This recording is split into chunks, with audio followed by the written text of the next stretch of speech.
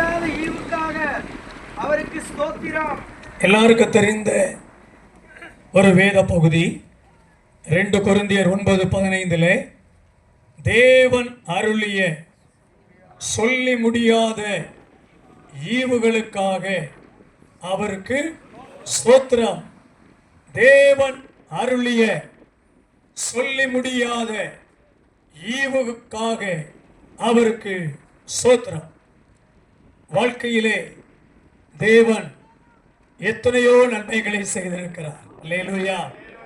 தாயின் கருவிலே உருவாவதற்கு முன்னதாகவே நம்முடைய உருவம் இன்னதென்று திட்டம் பண்ணி ஒவ்வொருவரையும் தாயின் கருவிலே ஹல்லேலூயா அருமையாய் நம்மை உருவாக்கி இந்த உலகத்திலே வெளிப்பட பண்ணி இந்த தாய் தகப்பனால் தேவ கிருபையினால் வளர்க்கப்பட தேவனுக்கு நேராய் நடத்தப்பட ரட்சிக்கப்பட்டவர்களாய் இருந்தால் ரட்சிக்கப்பட்டவர்களுடைய குடும்பத்திலே அந்த பிள்ளையை வளர்ப்பது முக்கியமல்ல, தேவனுக்கு நேராய் நடத்துவது எப்படி.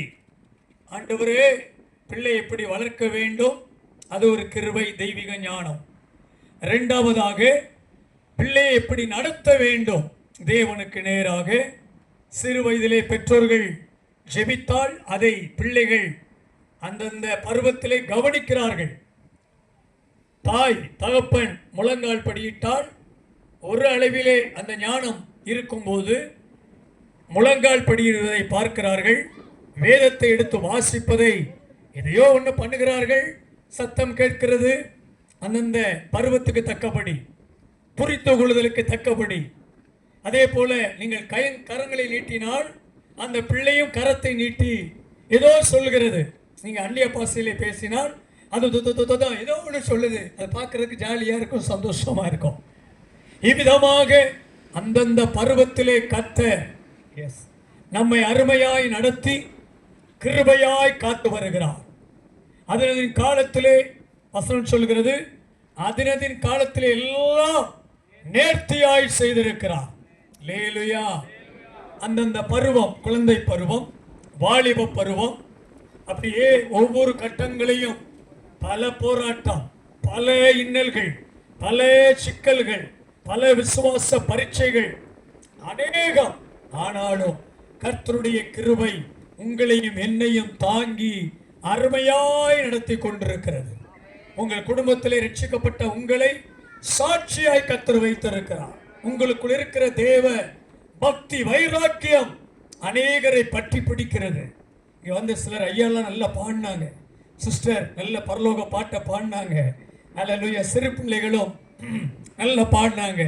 எவ்வளோ கிருபை, எவ்வளோ பெரிய மகிமையாக இருக்கிறது. அந்த வயதில் அவர் அந்த மூச்சு எடுத்து பாடுறார். சிலருக்கு பாட முடியாது, ஆரம்பத்தில் பாடிடுவாங்க. அதை அப்படியே விடாமல் பாடுறதுங்கிறது கொஞ்சம் சிரமம். நல்ல இசை, அதுக்கு ஏற்றபடி அவரும் கரெக்டாக அந்த ஞானத்தை பயன்படுத்தி உடனே பிக்கப் பண்ணிடுறார். எல்லாம் கிருபை. அல்லேலூயா. எல்லாம் தேவன் கொடுத்த கிருபை.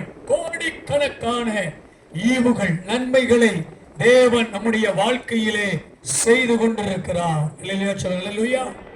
நம்ம ஆனா என்ன சொல்லுகிறோம், இன்னும் அது இல்லை, அந்தந்த கட்டத்தில் ஒன்று நடக்கலைன்னா, இன்ஸ்டன்ட் ஒரு மிராக்கிள் நடக்கலைன்னா ஆண்டவரை சில நேரங்களில் முறுமுறுத்துறோம்.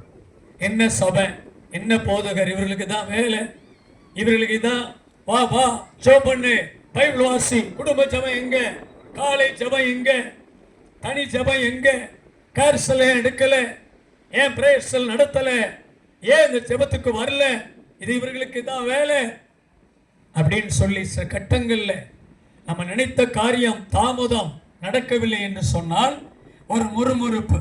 இப்ப ஏற்பட்ட விசுவாசியா இருந்தாலும் போங்க பாஸ்டர், எனக்கு மனசே சரியில்லை, மன அழுத்தம், இப்படி பல கட்டங்கள். ஆனாலும் கர்த்தருடைய கிருபை உங்களையும் என்னையும் பாதுகாத்து வருகிறது.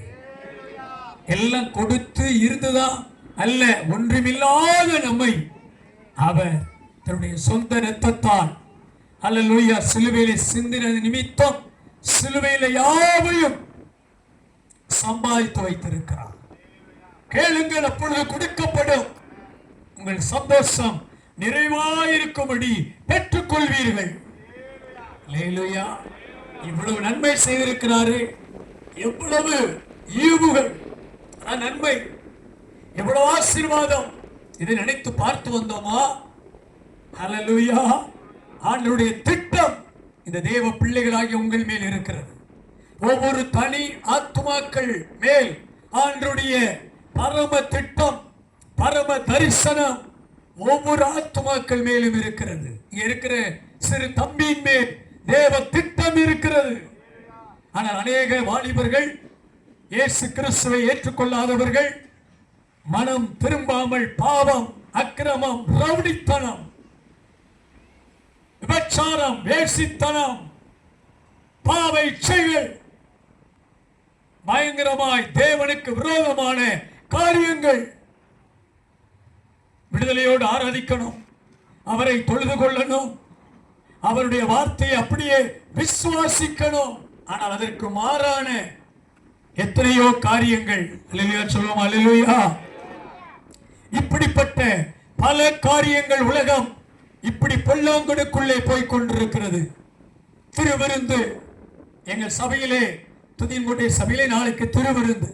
ஒவ்வொரு மாதமும் ஒருவேளை அந்த சபைகளிலே திருவிருந்து கொடுக்கப்படும். அல்லேலூயா சொல்லுவோம். அல்லேலூயா. பக்தி விருத்தி அடைய, தேவனுடைய சபையை அசட்டை பண்ணாமல் தேவனுடைய வார்த்தையை கேட்டு கேட்டு கேட்டு கேட்டு பல நன்மைகளை தக்க வைத்துக் கொள்கிறோம். நான் சொன்னேன், நம்ம எதையும் நினைச்சு பார்த்து வரல.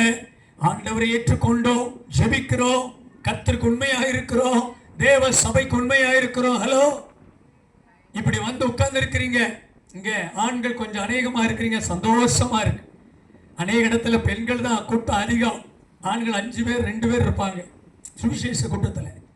சபையிலேயே அப்படிதான் இருக்குது. ஆனா அந்தந்த குடும்பத்தில் குடும்ப தலைவர்கள் ரட்சிக்கப்பட்டு வரணும்.